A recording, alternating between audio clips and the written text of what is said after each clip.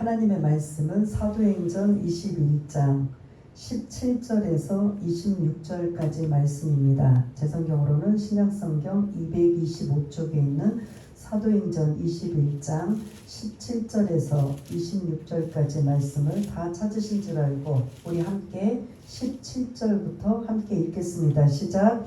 예루살렘에 이르니 형제들이 우리를 기꺼이 영접하거늘 그 이튿날 바울이 우리와 함께 야고보에게로 들어가니 장로들도 다 있더라. 바울이 무난하고 하나님이 자기의 사역으로 말미암아 이방 가운데서 하신 일을 낱낱이 말하니 그들이 듣고 하나님께 영광을 돌리고 바울더러 이르되 형제여 그대도 보는 바에 유대인 중에 믿는 자 수만 명이 있으니 다 율법의 열성을 가진 자라.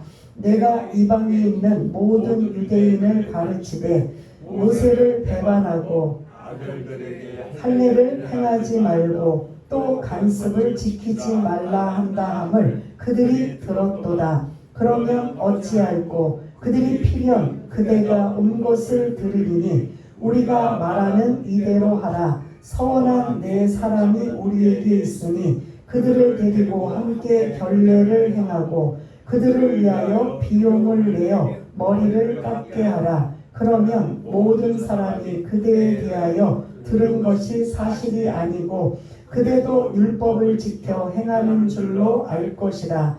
주를 믿는 이방인에게는 우리가 우상의 제물과 피와 목매어 죽인 것과 은행을 피할 것을 결의하고 편지하였느니라 하니 바울이 이 사람들을 데리고 이튿날 그들과 함께 결례를 행하고 성전에 들어가서 각 사람을 위하여 제사 드릴 때까지의 결례 기간이 만기된 것을 신고하니라. 아멘. 17절을 띄워주시면 시작하는 문장이 뭐지요? 예루살렘에 이르니 드디어 예루살렘에 뭐 했습니까? 도착했습니다. 우리가 지난주에 나누었을 때는 예루살렘에 도착하기 전에 각 지방마다 바울이 예루살렘에 들어가는 걸 환영을 했어요? 아니면 말렸어요? 말렸어요. 왜요? 그러니까 그게 이제 구체적으로 두 단어가 나오죠. 두 개의 단어. 결박과 환난이 기다린다. 그러니 가지 말라. 그래서 이미 그 결박과 환난은 바울 자신에게 하나님이 성령께서 알게 하셨고 그 다음에 두로에서도 두로에 있는 교회 성도들이 그런 하나님이 성령 깨닫게 해주셔서 가지 말라 만류했습니다. 가이사라에서도 빌립의 집에 머물 때도 그때도 예루살렘에서 유대에서 온 아가보를 통해서 직접 바울이 결박당하는 모습을 퍼포먼스로 행동을 보여주면서 이렇게 예루살렘에 들어가면 결박당할 것이다 라는 이러한 부분으로 사람들은 다 예루살렘 들어가는 걸 뭐 했어요? 말렸다는 거죠. 가지 마라. 가면 결박당해서 그들의 생각은 결박을 당하면 더 하나님의 복음을 전해야 되는데 결박당하면 꼼짝없이 갇혀있으니 해야 할 일을 못하지 않겠느냐. 이게 충분히 하나님의 뜻을 모르는 사람들은 충분히 납득이 될 만한 말이에요, 아니에요? 그렇지만 하나님은 그거보다도 더 깊은 뜻이 있음을 우리가 하나님의 뜻을 헤아려야 됩니다라는 지난주에 말씀을 나눈 것처럼 오늘 이 17절에 그럼에도 불구하고 사도 바울은 이방인들 그 믿음의 동력자들과 함께 일행들과 함께 17절에 예루살렘에 뭐하였다? 도착했다. 결박을 당해도 환난을 당해도 어떻게 한다? 20장 24절에 보면 나의 달려갈 길과 그리고 주 예수께 받은 사명, 즉 하나님의 은혜의 복음을 증언하는 일에는 나의 생명도 조금도 아끼지 않겠다라는 이러한 그 자신의 그러한 고백했던 내용처럼 결박과 환난이 설사 죽음이 나를 기다린다 할지라도 나는 예루살렘에 들어가리라. 이러한 그런 지난주의 말씀들이 오늘 예루살렘에 이르니라는 이 그런 문장 안에 함축되어 있는 걸 볼 수가 있습니다. 그래서 이제 예루살렘에 드디어 도착을 했습니다. 그리고 예루살렘에 도착하면 지난주에 우리가 말씀을 나누진 않았지만 예루살렘에 머물 곳이 있어야 되잖아요. 근데 이제 15절 16절 여러분들이 성경을 보시면 어떤 사람의 이름이 등장해요. 누구죠? 16절에 나손이라는 사람이 예루살렘에 있는데 이 나손이라는 사람의 집에 그래서 지금 바울과 바울 일행들이 머물게 되는 이러한 모습을 볼 수가 있습니다. 그리고 나서 도착을 했으니 바울은 어디로 가야 돼요?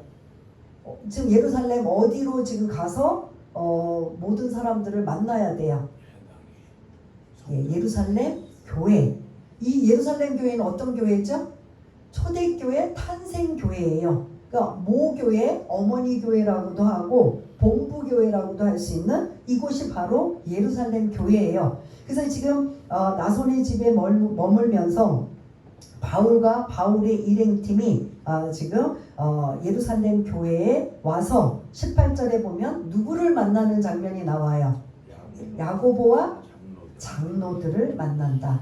그러면 여러분들이 기억하시기에 예루살렘 교회는 누가 있어야 돼요? 누가? 예루살렘 교회가 탄생할 때 누가 주도적으로 하나님 앞에 쓰임 받았어요? 오순절 성령 강림 사건에 그 마가의 다락방에서 120명이 모여 성령을 받고 성령의 충만함으로 교회가 탄생이 됐는데 거기 주도적으로 앞장서서 했던 분이 누구예요? 베드로를 중심으로 한 이러한. 그런데 이 지금 17절에 보면은 18절에 보면 누가 등장해요? 베드로가 아니고 야고보와 장로들, 그 교회를 이끄는 예루살렘의 교회 지도자들이 지금 그러면 바뀌었다라는 거예요? 안 바뀌었다는 소리예요? 바뀌었다는 소리예요. 지금 베드로는 어디 갔는지 없어요. 선교하러 갔는지 아니면 어디로 갔는지는 알 수 없지만 지금 그 사도들은 지금 다 없어요. 그러면 여러분들 야고보는 누굴 것 같아요? 야고보. 둘 중에 하나. 야고보. 예수님의 제자 중에 야고보 있었던가요? 없던가요? 항상 3명이 등장해서 베드로, 요한, 야고보. 항상 뭔가 이렇게 12명을 못 데리고 다닐 때 항상 예수님이 3명이면 베드로, 요한, 야고보였어요. 그 야고보일까요? 까요 아닐까요? 예수님 동생. 그렇습니다. 야고보는 12장 그 사도인 야고보는 12장에 뭐 했어요? 핍박을 받을 때 헤롯에 의해 죽임을 당하는 순교했어요. 그러면 사도가 아니란 말이에요. 그러면 여기서 이게 누구냐? 예수님의 동생이에요. 예수님의 육신의 동생이 4명이나 돼요.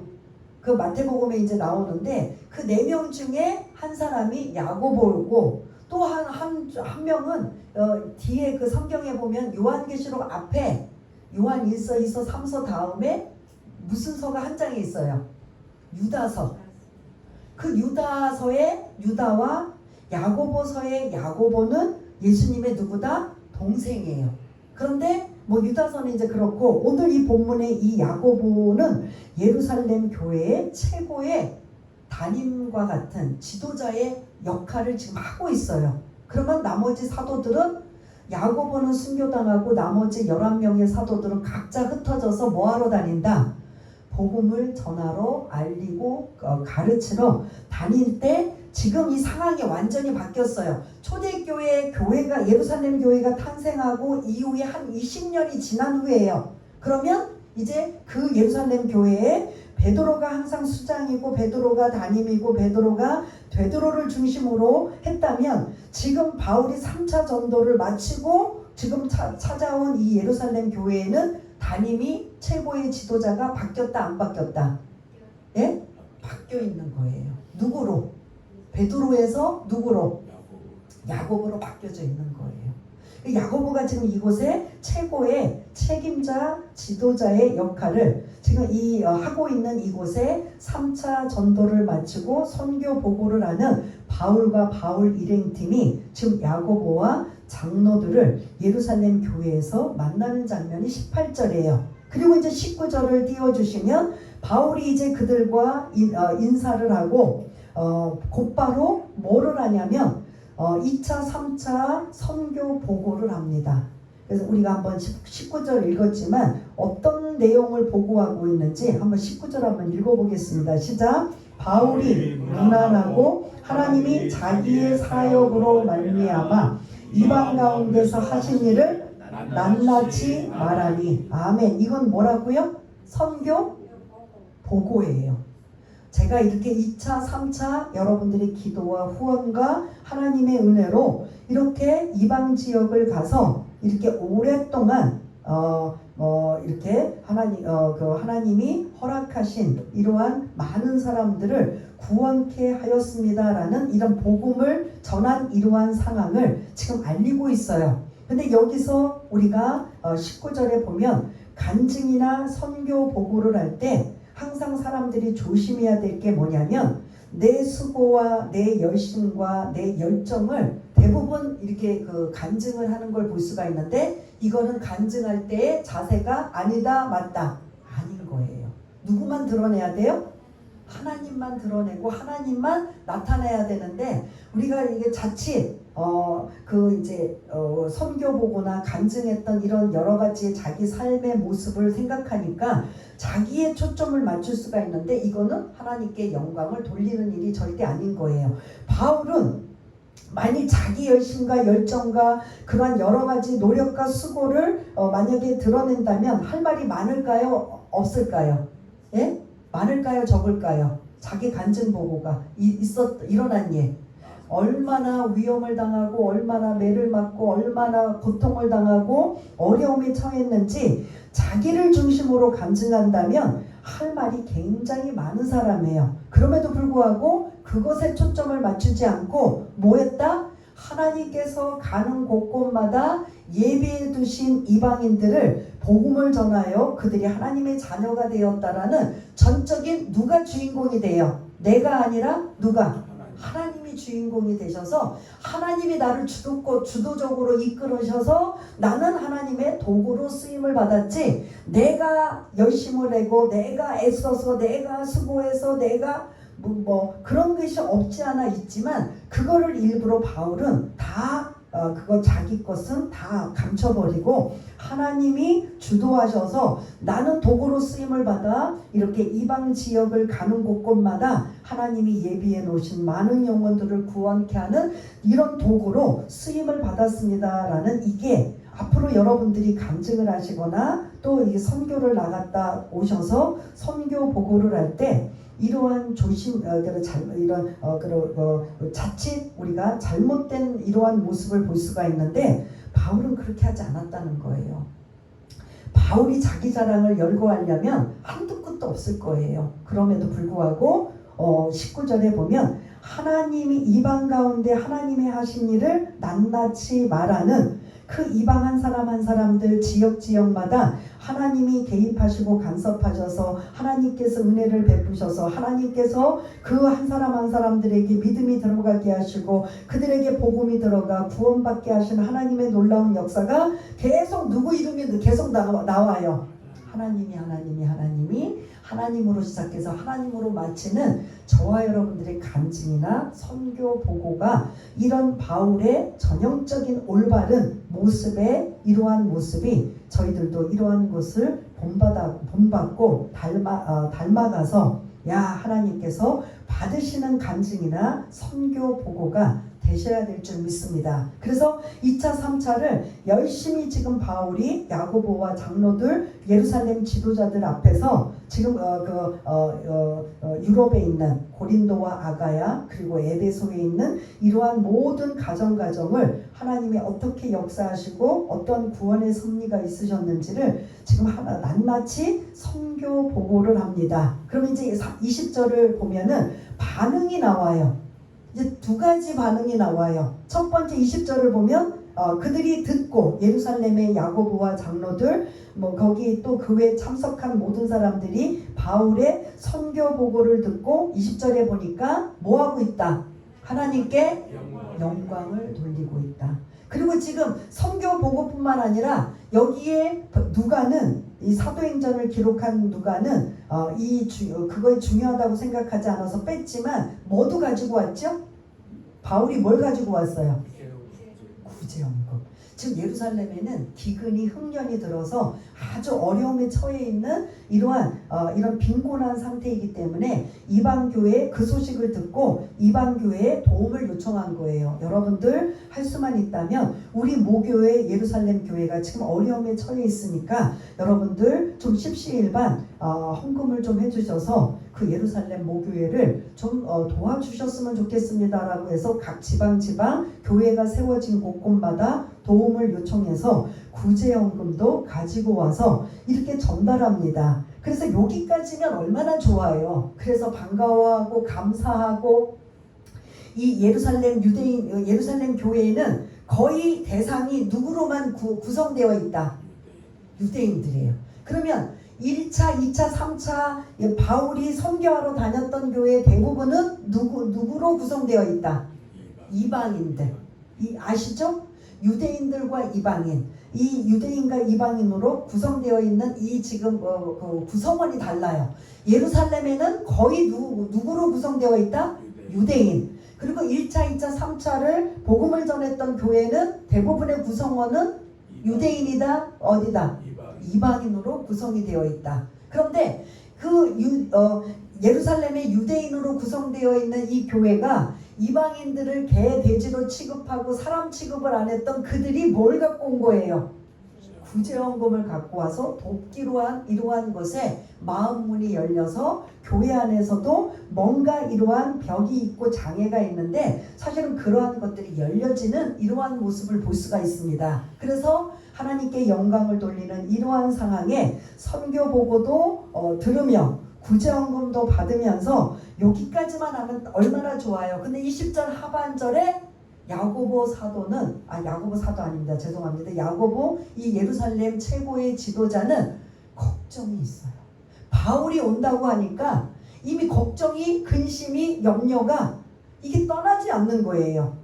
이 지금 예루살렘에 와서 바울만 지금 예루살렘에 온다면 이게 분명 무슨 큰 일이 생길 것이다라는 이게 지금 야고보 이 지도자에게 있는 걸 볼 수가 있습니다. 그래서 20절 하반절에 영광을 돌리고부터 바울부터 한번 같이 읽겠습니다. 시작. 바울더러 이르되 형제여 그대도 보는 바에 유대인 중에 믿는 자 수만 명이 있으니 다 율법의 열성을 가진 자라. 아멘. 여러분 이거 읽으면서 뭔가 문제점 좀 찾아볼 수 없을까요? 요 문장에 바울더러부터 시작해서 율법의 열성을 가진 자라라는 요 이 긴 문장에 지금 야고보가 염려하고 근심하는 어떠한 이제 그 말 시작점을 지금 이제 열고 있어요. 원래 지금 문제는 21절에 있지만 20절에는 지금 예루살렘의 상태가 이렇다라는 거예요. 예루살렘의 상태가 다시 한번 예루살렘의 교회의 교인 수는 얼만큼 된다. 근데 이제 이게 어떤 이제 학자들은 가장법이라고 해서 그 당시에 예루살렘 인구가 한 15,000, 2만, 많아야 2만 좀 넘을 수 있는데 이게 수만 명이라고 하는 게 이거 과연 타당성이 있느냐라는 생각을 할 수도 있고 실제로 그러한 사람들이 지금 요 상황에는 어떤 상황이냐면 지금 바울과 바울 일행들이 급하게 배를 타고 이동하면서 예루살렘에 빨리 도착하려고 하는 이 시점이 어떤 시점이냐면 명절이에요.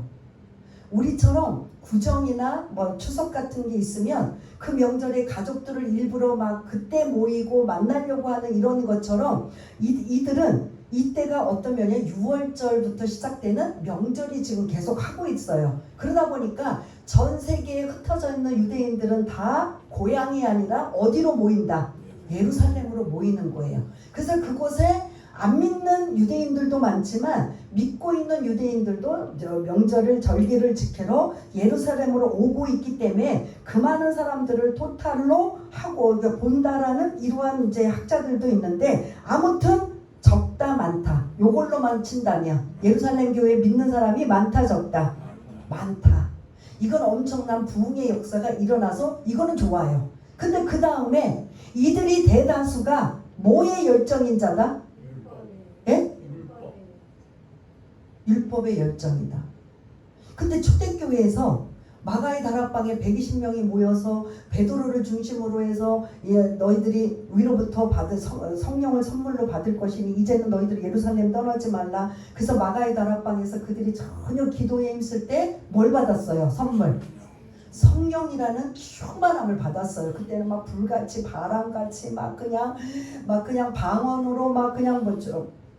각 나라에서 온 사람들이 알아들을 정도로 엄청난 폭발적인 성령 충만의 역사, 복음의 열정. 그래서 그들이 성령 충만하니까 나가서 뭐 하는 거예요? 복음의 열정을 가지고 복음 전하는 거예요. 누구 전하는 거예요? 복음이라는 게 예수를 전하는 거예요. 성령 충만하면 예수 전하고 예수를 알리고 그 예수 때문에 어려움을 당하고 핍박을 당해도 그래도 예수 대표적인 그때 누구였어요? 주동자 앞에서 이끈 자가 베드로였잖아요. 그래서 베드로가 몇 번이나 어디 들어갔었어요? 감옥에 들어가도 천사가 와서 끌어주면 또 나가서 그 광장에서 뭐 했어요? 예수를 전했어요. 뭐한 상태이기 때문에 성령 충만하여 복음의 열정이기 때문에. 그러면 이런 것들을 잠시 이렇게 기억하시면서 오늘 20절에 보면 수만 명의 부흥의 역사는 일어났지만 그들은 지금 어떤 상태다? 뭐의 열정이다? 그러면 이게 어떤 의미인 것 같아요? 이들이 여기에 복음의 열정이다 라고 하면 그 초대교회에 시작했던 성령 충만의 역사가 아직도 이 예루살렘에게는 끊어지지 않고 이어지고 있구나 라고 생각할 수 있을까요? 아닐까요? 그런데 지금 요 20절 하반기에 마지막 문장에 유대인들이 뭐의 열정이다? 그러면 이게 지금 좋은 의미일 것 같아요? 아닐 것 같아요? 예? 성령 충만하면 예수만 증거되고 예수만 드러내고 혹여 핍박과 어려움이 있어도 예수를 전하고 알리는 예수밖에 안 나오는데 율법의 열정이었다면 그 성령 충만한 상태라는 거예요? 아니라는 거예요? 아니라는 소리예요. 이미 20년 전에 베드로를 중심으로 하나님의 성령의 역사로 많은 사람들이 예루살렘 교회 안에 교인들은 막 그득그득하지만 그 안에 성령의 충만한 역사는 어느 순간 없어져 버리고 저희 이제 한 20년 전에 어떤 때는 그런 말도 있었어요. 한국의 성령이 어디로 옮겨갔다. 들으셨죠?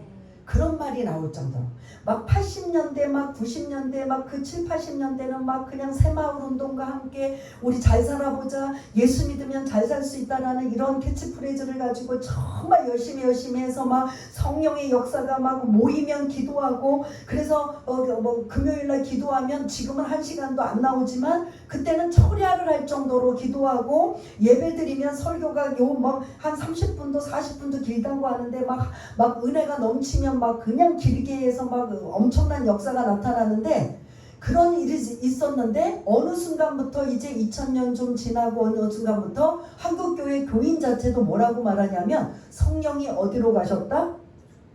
중국으로 가셨다. 이런 말을 할 정도. 이게 무슨 말이에요? 그러면 한국은 지금 어떤 상황이라는 거예요? 이전에 그 뜨거웠던 열정적으로 충만했던 것들이 지금 어떤 상태로 됐다는 소리예요? 식어졌다. 그게 없어졌다는 소리예요. 그거랑 마찬가지로 오늘 20절을 잘 읽어보면 베드로가 중심으로 해서 오순절 성령 강림 사건으로 성령이 뜨겁게 열정적으로 불같이 바람같이 임했던 그 복음의 열정이 지금에는 많은 그 영혼들이 주께는 돌아왔지만 그들에게는 뭐가 성령 충만은 없고 뭐만 가득하다? 율법으로 가득하다.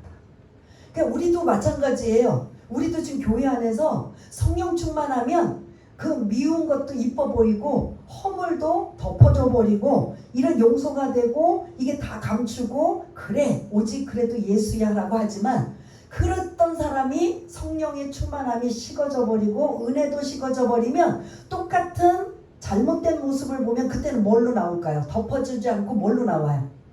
까발리고 그 허물을 들춰내고 그것 때문에 문제가 생기고 이게 은혜가 떨어진다는 소리예요.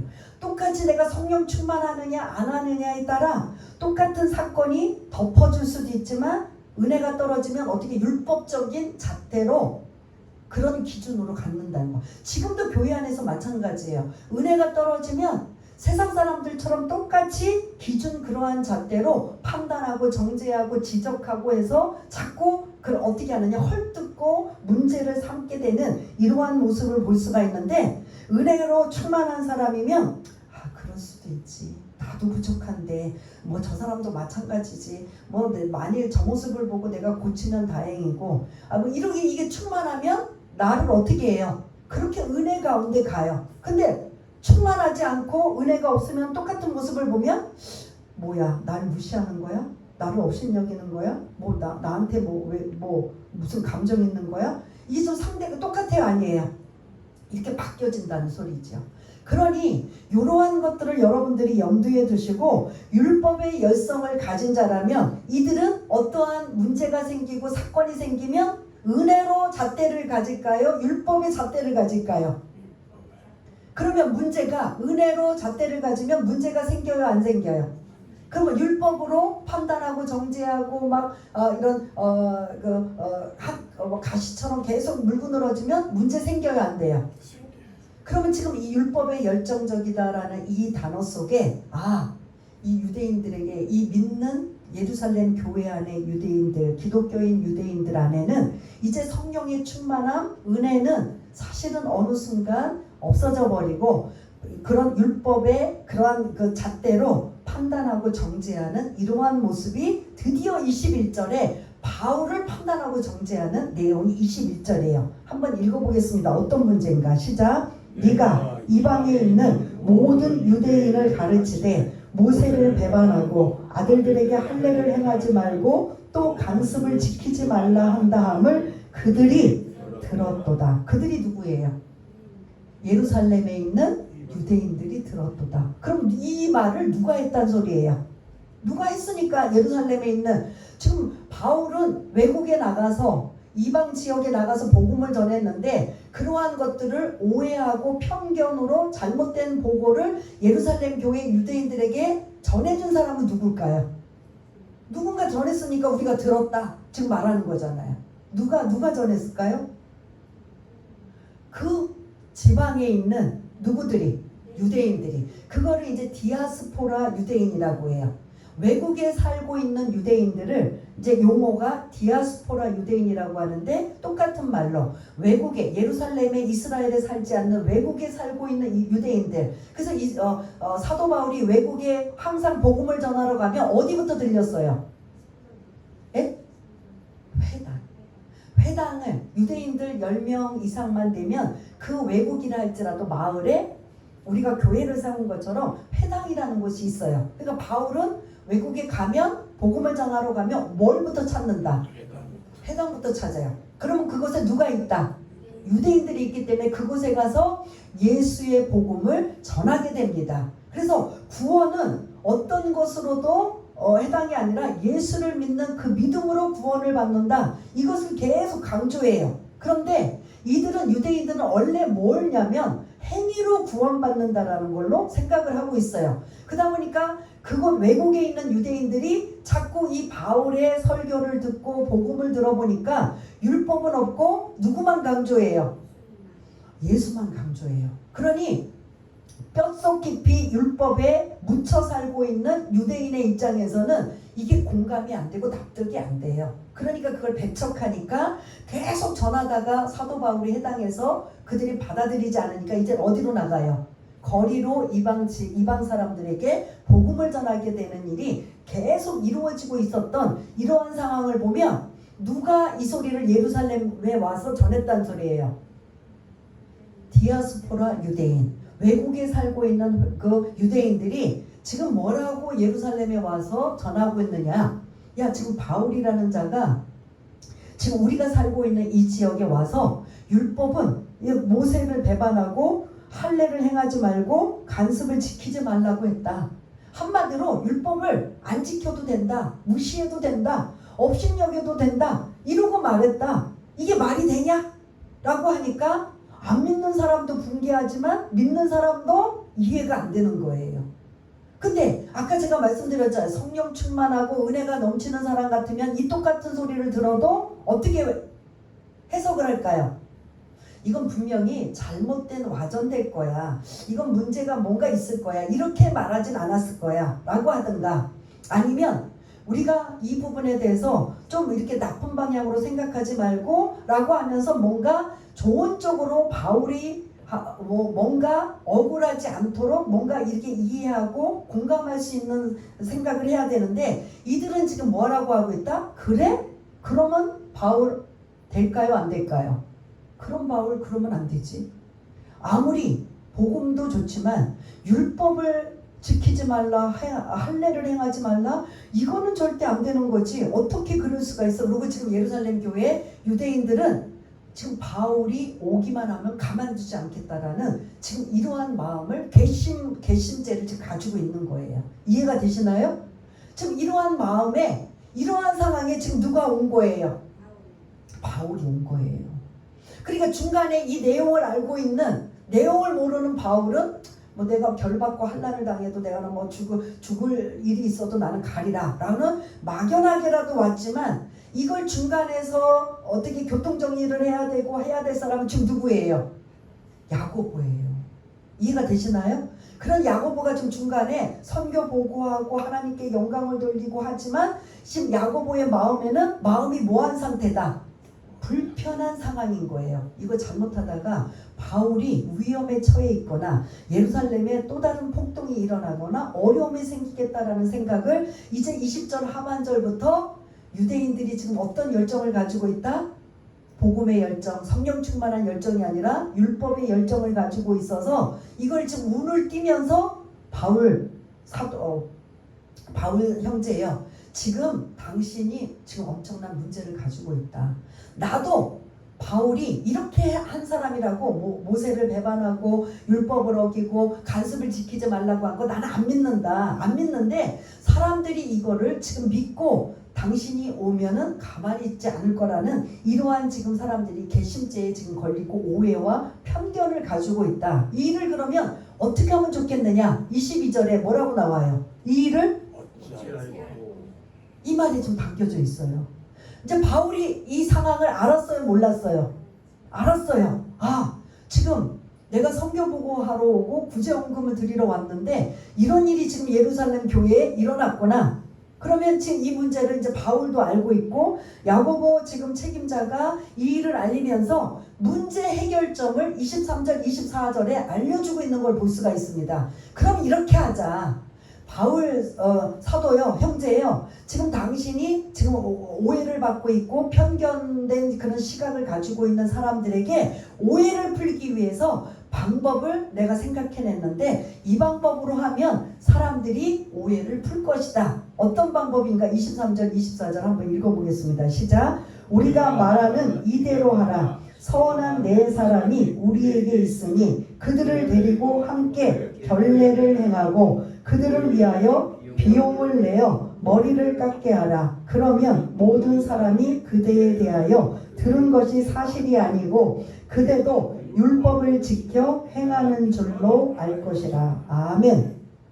뭐가 알 것 같기도 하고 모를 것 같기도 하죠. 23절에 보면 누가 등장해요? 몇 사람? 뭐 하는 사람? 서원할 네 사람이 지금 예루살렘 교회 안에 4명의 하나님 앞에 서원한, 이때 이 서원을 하는 거 뭐냐? 나실인이에요. 들어보셨죠? 나실인 대표자 누군지 혹시 이들 기억나세요? 삼손, 또 사무엘. 이 사람은 부모님들이 평생 이 자녀를 낳으면 나실인으로 살게 하겠다라고 하나님 앞에 다짐을 한 거예요. 그럼 나실인으로 살려면 3가지를 꼭 지켜야 돼요. 혹시 아세요? 머리를 자르면 안 돼요. 그리고 독주를 마시면 안 돼요. 그리고 또 하나, 부정한 시체를 가까이 하면 안 돼요. 이게 평생 나시린이에요. 그런데 일시적인 나시린이 있어요. 한 30일간. 그러니까 우리는 나시린이라고 하지만 어떠한 이제 목적을 두고 30일 기도, 뭐 100일 기도, 뭐 이렇게 40일 기도 하는 거 있잖아요. 약간 비슷한 게처럼 이 지금 일시적인 평생을 소원한 그 부모가 허락한 이 나시린 말고 이렇게 살면서 내가 일시적으로 나시린처럼 살겠습니다라는 그 우리가 고린도에서 나와서 이제 갱그리아 항구에서 누구도 나시린으로 서원해갖고 그거를 이제 머리 자르겠다고 한 게 혹시 누군지 아세요? 바울이었잖아요. 바울이 고린도에서 복음 전하는 게 너무 힘들고 어려우니까 하나님 앞에 나시린으로 이렇게 일시적으로 서원을 하면서 그곳의 영혼 구원을 위한 이러한 서원했던 모습. 그래서 갱그리아 항구에서 내가 서원했던 이러한 것 머리를 잘라야 된다라는 그 내용들이 나온 것처럼 예루살렘 교회에서 4명이 나시린으로 서원했다가 이제 이런 30일이 끝나면 반드시 정결 예식이 있어요. 정결 예식을 어떻게 하냐면 일주일을 하는 걸 볼 수가 있어요. 그러니까 성전에 들어가서 일주일 있다가 나오는데 어떻게 그 일주일을 하고 나오면 마무리를 뭐를 하냐면 제물을 가지고 제사를 드려야 돼요. 한 사람당 이스라엘의 지금 제사법이 있어요. 제사법 혹시 기억나시는 게 있어요? 예수님이 오시기 전에 계속 예루살렘 성전에서 피냄새가 진동하며 제사 드렸던 제사법이 있어요. 다 태워버리는 무슨 죄? 번제, 태울 번자. 그 다음에 하목제 또 3개가 또 남았어요. 또 죄를 속죄하는 속죄제, 그리고 잘못한 거 남의 물건을 훔치거나 했을 때 속건제, 그 다음에 그런 소제가 있어요. 이런 5가지 제사가 있는데 이 서원한 사람들이 꼭 해야 되는 건 속건제만 빼고 5가지 제사 중에 몇 가지를 드려야 되냐면 4가지의 제물을 가지고 제사를 드려야 돼요. 첫 번째 번제로 순양을 1마리 드려야 돼요. 그 다음에 속죄제로 암양을 1마리 드려야 돼요. 그 다음에 하목제로 다시 순양을 1마리 드려야 돼요. 그 다음에 소제는 곡식을 드리는 거예요. 곡식으로 뭐 전병이나 빵이나 뭐 이런 것들을 드려야 되는데 이 4가지의 제사를 드려야 돼요. 그러면 지금 한 사람당 동물이 몇 마리가 들어가요? 순양, 암양, 다시 순양 3마리가 들어가요. 한 사람당. 그래서 정결 예식을 못하는 사람들이 많아요. 가난한 사람들이 서원을 해서 하나님 앞에 이렇게 일시적인 나시린으로 이런 목적을 두고 이렇게 정했지만 마무리 작업은 이런 정결 예식을 해야 되는데 가난한 사람들은 그 1마리도 힘든데 지금 양을 몇 마리나 드려야 돼요? 순양 2마리, 암양 1마리, 3마리를 드려야 되기 때문에 이게 쉬운 일이 아니에요. 그러니 그 다음에 이제 그렇게 드리고 이 머리를 30일 동안 못 자른 것들을 이제 자르면서 이 사람이 이 일시적인 서원이 이제 나시린으로 했던 서약이 이제 끝났습니다라고 신고하는 게 이런 지금 23절, 24절의 내용이에요. 근데 이것이 예루살렘 교회 4명이 지금 이러한 것을 해야 되니까 바울 형제요, 당신도 이 정결 예식에 참여해서 성전에 들어가서 율법을 지키는 모습을 보여주면 이렇게 개심죄에 걸리고 편견되고 오해했던 사람들이 이런 문제가 풀릴 것이니 당신도 함께 이 4명과 함께 성전에 들어가서 율법을 지키는 모습을 보여주고 그것을 형식적으로 하는 게 아니라 이 사람들의 비용을 대라. 바울이 무슨 돈이 있어요? 그럼 지금 이 사람들이 한 명이 양 3마리면 4명이면 양이 총 몇 마리가 돼요? 12마리예요. 그러면 만약 바울까지 한다면 몇 마리가 돼요?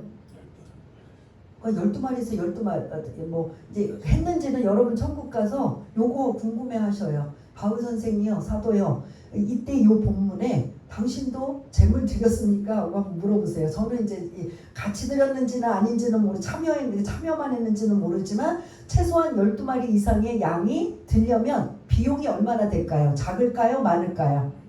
그러면 바울은 돈이 있어요? 없어요? 가지고 있는 뭐는 다 드렸다. 군제연금 들여서 그럼 무슨 돈으로 한 마리도 아니고 12마리 이상을 그러니까 누군가의 아마 도움을 받을 수도 있겠죠. 그래서 지금 야고보 책임 지도자는 너무 걱정이 되고 오해받은 것들을 바울에게 이야기해주며 오해받을 소지를 풀기 위해서는 그렇게 율법의 열정이고 율법으로 오해하고 있는 그들에게 율법으로 문제를 좀 해결했으면 좋겠다. 누구의 아이디어예요? 야고보의 아이디어며 제안이에요. 그런데 이거를 바울이 받아들였다 안 받아들였다? 예? 안 받아들였다? 예. 25절 26절 한번 띄워주세요. 26절 한번 읽겠습니다. 시작. 바울이 이 사람들을 데리고 이튿날 그들과 함께 결례를 행하고 성전에 들어가서 각 사람을 위하여 제사 드릴 때까지의 결례 기간이 만기된 것을 신고하니라. 아멘. 야고보의 이 오해의 소지를 율법의 문제를 이들이 지금 제기하고 있으니 율법으로 이 문제를 좀 해결했으면 좋겠다라고 했을 때 바울은 이 제안을 받아들였다 안 받아들였다? 지금 읽었잖아요. 26절. 어떤 것 같아요? 받아들인 거죠. 왜? 바울의 이전의 성격 같으면 했다 안 했다. 그러나 이게 본질이 아니기 때문에 영혼 구원을 한 진리의 복음에는 절대 타협하지 않지만 내가 그들의 영혼을 구원하는 데 있어서는 내가 유대인이든 이방인이든 할례자든 무할례자든 특히 유대인들 내 동족이 구원받는 일이라면 내가 뭐를 받을지언정 로마서에 나오죠. 9장에 내가 뭐를 받아도 유대인들의 구원을 위해 또 내 동족이 구원을 받는다면 나는 기꺼이 이것까지도 감당하리라.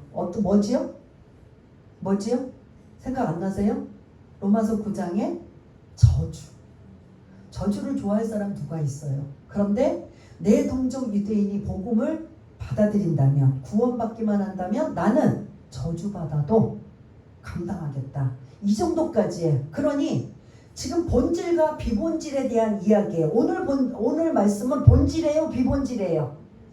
비본질이에요. 본질은 오직 예수 믿고 구원받는 복음이 본질이에요. 이거는 어떤 것으로 해석하거나 이거를 완전히 짬뽕을 시키거나 잘못 해석하면 된다 안 된다. 이거는 절대 안 돼요. 그런데 비본질은 내가 자존심이 상하고 억울함이 생기고 오해를 받아도 나는 그걸 기꺼이 어떻게 하리라? 순종하리라. 그래서 야고보의 제안을 받아들여서 그가 성전에 들어가서 그 결례 행사를 정결 행사를 하는 이 예식을 그대로 이들과 같이 하고 나오게 되는 이러한 모습을 볼 수가 있습니다. 그러면 이렇게 해서 오해가 풀었을까요? 안 풀었을까요? 예? 풀어야 되는데 이게 이제 하근이 된 거예요. 이게 문제의 발단이 되어서 뭐 했다? 결박이 시작이 됩니다. 우리가 이제 다음 주에 말씀을 나눌 바울이 뭐 한다? 이제 실제로 예루살렘에 가면 무슨 일이 생긴다? 결박당할 일이 생기는 게 이 야고보의 제안이 요 결박당하기 전까지는 여러분들도 들어보니까 그게 그럴듯하고 맞아요, 틀려요? 이게 복음의 본질이 아니니까 바울도 충분히 이 문제에 내가 이렇게 함으로써 사람들이 오해를 풀고 구원에 대한 문제가 생기지 않는다면 나는 이 충분히 하리라 라는 마음으로 순종하고 따랐던 거예요. 근데 이게 화근이 될 줄 누가 알았냐는 거예요. 그래서 다음 주에는 어떤 상태로 이제 일이 터져요. 무슨 상태요? 결박된 상태. 궁금하시면 이제 여러분들 읽어오시면 되고 어떻게 결박이 되냐. 지금 이 문제에 결박될 일이 지금 있어요, 없어요? 예? 없어요. 지금 오히려 그들에게 나는 이렇게 율법도 지키는 사람이라고 지금 보여주고 있어요. 사실은 내키지도 않지만 많은 사람들이 말도 안 되는 오해받는 걸 오해를 그래도 풀어드리기 위해서 바울은 이 율법을 지금 행하고 있었던 모습이면 문제될 게 있어요, 없어요? 아무것도 없는데 결박당하는 일이 생기는 거예요. 오해가 문제가 꼬투리를 넘어서 비방하고 하는 이러한 모습이 앞으로 이제 일어날 것인데 오늘 딱 두 가지만 여러분들한테 나누겠습니다. 하나님께 선교보거나 간증할 때 여러분들은 오직 누가 주인공이 되어야 돼요? 하나님으로 시작해서 하나님으로 마쳐야지 내 열심, 노고, 수고, 애씀 다 빼고 그렇게 할 때 나는 드러내지 않지만 누가 높여주셔요? 하나님이 높여요. 그게 모델이 누구였어요? 예수님이셨잖아요. 그 에베소서에 보면 빌립보서에 보면 완전히 낮춰서 십자가에 죽으시기까지 낮췄지만 예수님을 다시 모든 이에게 무릎을 꿇고 영광을 받는 자로 높여주셨던 이러한 모습이면 우리는 인정을 사람에게 받지 말고 누구에게 받아야 돼요? 하나님께 받으시길 바라겠습니다. 두 번째, 지금 바울이 마지막 이 한 행동은 오해를 풀기 위해서 이 편견과 잘못된 생각들을 풀기 위해서 그대로 율법의 문제를 율법으로 지금 행하고 있는 거, 바울은 사실 잘못된 게 하나도 없어요. 그럼에도 불구하고 그런 상황에 본질과 비본질, 그래서 교회 안에서는요 본질에 대한 부분으로 싸우지 않아요. 항상 교회 안에 문제가 터지고 싸우는 건 무슨 문제로 싸운다? 비본질. 그게 별로 중요하지도 않는데 제가 그랬잖아. 어느 교회 완전히 아름답게 훌륭하게 성전을 건축하고 이제 그런 입당식을 드려야 되는데 뭐 가지고 싸웠다고 제가 몇 번 했죠? 카페트. 뭐 때문에? 빨간색으로 할 거냐 파란색으로 할 거냐 이걸로 싸워서 이제 갈라지고 문제가 생겼다. 이거는 본질이에요 비본질이에요? 비본질이에요. 교회 안에서 이루어지는 시끄러운 일들이 대다수는 본질이다 비본질이다? 비본질이다. 근데 그 비본질로 싸우는 게 뭐냐? 오늘 말씀처럼 내가 성령에 충만해서 복음의 열정, 은혜의 열정을 가지고 있느냐, 아니면 그러지 못한 율법의 열정을 가지고 있느냐. 이들뿐만 아니라 지금 우리들도 똑같은 모습이에요. 우리는 은혜가 떨어지면 곧바로 뭐부터 한다? 판단하고 정죄하고 비판하고 이러한 모습이 나오는 거죠. 70입이 가리고. 그러나 은혜가 충만하면 아이고 난 지금 오해받고 있는데 어떻게 하면 좋지? 하나님 지금 제가 오해를 받고 있고 어려운 일을 당하고 있는데 하나님이 좀 풀어주세요. 이거 분명히 따지고 들고 하면 결국 싸움이 일어나고 문제가 생길 건데 라고 충분히 할 수 있는 일인 걸, 이게 어떤 마음을 가지고 있느냐에 따라 완전히 극단적으로 다른 방법이라는 걸 잊지 마시고 오늘 교회 안에서 이루어지는 본질이냐 비본질이냐 이러한 부분들을 잘 여러분들이 염두에 두어서, 왜냐하면 관계의 문제예요. 여러분과 저와의 관계, 그리고 여러분과의 관계는 다 뭐냐면 인간관계의 문제예요. 인간관계의 문제에서 상처를 받고 문제가 생기고 그래서 파생돼 가지고 뭐 교회를 나오니 안 나오니 누구 때문에 나오니 안 나오니 막 이런 문제가 자꾸 생기게 되는 게 무슨 문제예요? 본질이에요 비본질이에요? 교회 안에 다 이루어지는 게 대다수가 뭐다? 비본질이에요. 그게 그렇게 중요한 게 아닌데 내 자존심을 건드려서 내가 뭐 이런 여러 가지 상처를 받아서 이러면 이제 딱 뭐가 나와요? 율법적인 열정이 나오게 되는 거예요.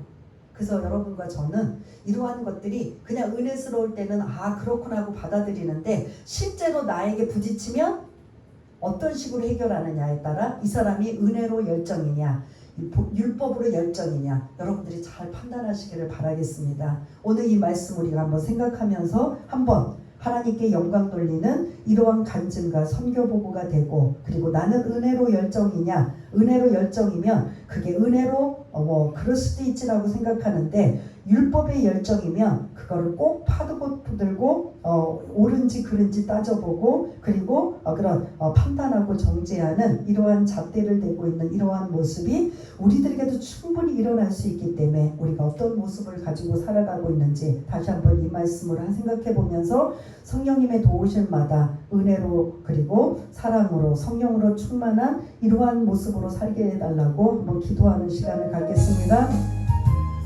할렐루야. 사랑이 많으신 하나님 아버지, 오늘 그렇게 주변에 있는 사람들이 만류하고 예루살렘에 가지 말라고 했지만 죽음을 각오하고 예루살렘에 도착해서 선교보고할 때까지는 좋았는데 야고보라는 예루살렘 교회의 최고의 지도자가 바울이 오면 걱정스러운 오해받을 만한 편견 가진 이러한 일들을 지금 가지고 나와 이 문제를 해결하기 위해서 율법의 문제를 율법으로 해결해 보자라고 제안한 그대로 지금 따르고 있습니다. 그게 비본질의 문제입니다.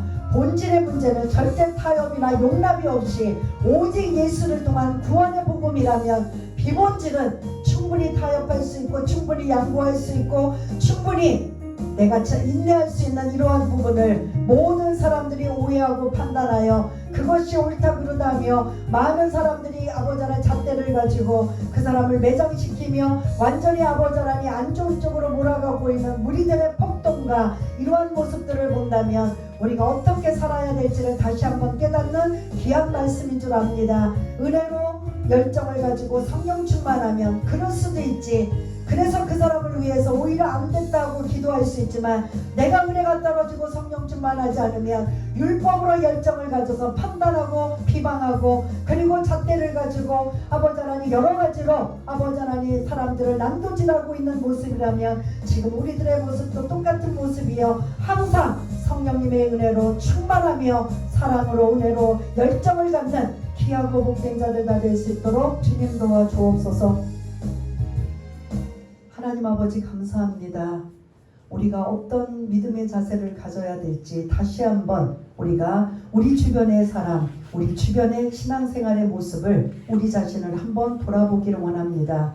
다시 한번 성령 충만하고 은혜로 충만하여서 모든 것들이 오히려 상대방의 잘못과 비난으로 가는 게 아니라 내 모습을 돌아보며 나도 이런데 나도 그런데 내 모습이 얼마나 추악하고 연약한지를 돌아보아 오히려 기다려줄 줄 아는 그리고 덮어줄 줄 아는 그러한 믿음의 사람들 이 자리에 있는 모든 분들이 다 될 수 있도록 주님 도와주옵소서. 우리 모두가 하나님께 영광 돌리며 그렇게 살아갈 수 있는 복된 자들 다 될 수 있도록 주님 역사하여 주옵소서. 모든 것 감사드리오며 사랑이 많으신 예수님 이름으로 기도드리옵나이다. 아멘.